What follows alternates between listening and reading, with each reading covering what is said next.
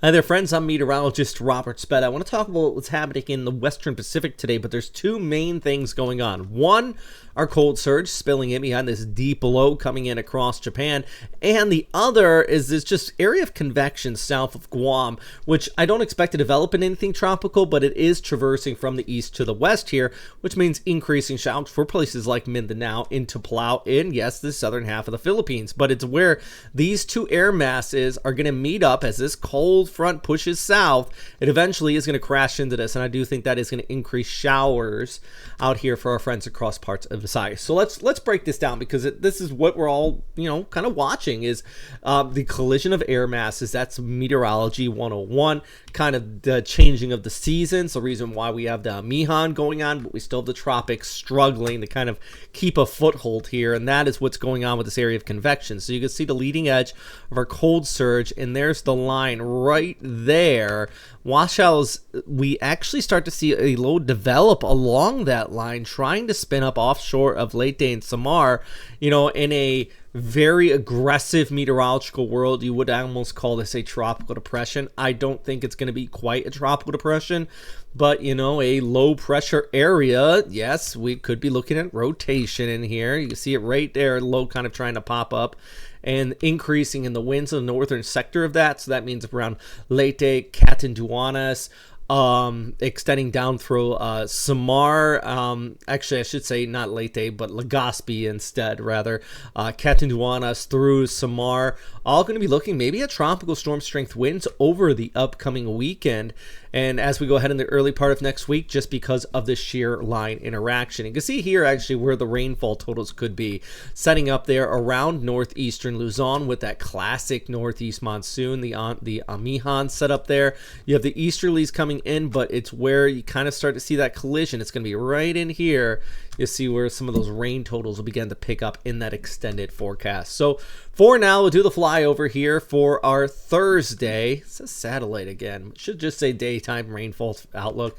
And this is for your Thursday. Still got the easterlies dominating down here towards the south. Heading over towards Palawan, partly cloudy skies. I actually think you're going to be pretty decent.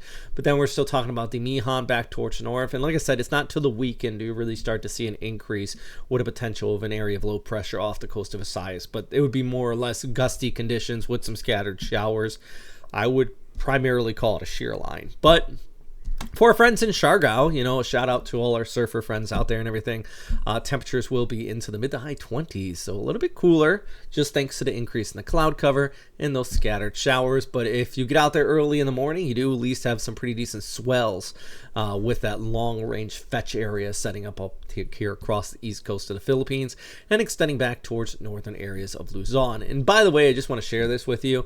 If you look at the broader picture, you can really see this deep, massive area of low pressure moving across northeastern China, setting up some decent snowfall to our friends in Japan. In fact, here's a look at the kind of the CFX snow machine churning on there. But I want to show this because this is just a big fat area of low pressure, and it's a real clear indicator of what's spawning this cold air that's sending south.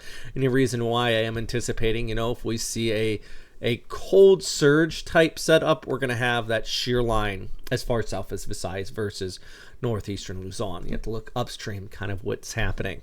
So yeah, I hope that helps kind of answer some of the questions a few of you have had about is there a possibility of a typhoon in that extended forecast? I don't see that, but there is a chance of an area of low pressure over the upcoming weekend. SpaghettiOs don't really show much here outside of, you got a kind of couple lows kicking off there. But that was a GFS, ECMWF, both agreeing maybe on a low here just off the east coast of Visayas. So you can kind of see it right in there with the ensembles. So it goes back to what the model was just showing you here a second ago. But what's interesting is that now that I'm kind of leaning more towards a weak low pressure area, the Climate Prediction Center has backed that off, and now they say below average rainfall for the Philippines, while 11th to 17th of December they say above average. Climate Prediction Center's been all over the place like recently. Usually they're really good. I notice on my the videos here, it can measure when people tune in and out, and people always tune into this graphic. They love this graphic, but I I don't think recently they've been nailing it on the head, the hammer on the head of the nail here. Goodness, words are hard for me today. What is going on? Here's a look at the GFS. I hope at least I'm making some sort of sense as far as that forecast. Gives you another idea of that long range outlook, and main concern here continues to be this shear line. That is going to be the main setup. This is another graphic I like to show, kind of showing you where the shear line is. You can see it extending off here, and then you kind of see how it drifts towards the south, interacts with the easterlies, and that's going to be setting up all that precipitation here a little bit further towards parts of Visayas, Samar, maybe even northeastern Mindanao, just that collision of these air masses. So yeah, something to watch out for. You know, whenever we see this type of setup too, we get thunderstorms and even tornadoes sometimes. So this could be a severe weather setup even heading into the weekend too. So a lot to look at here.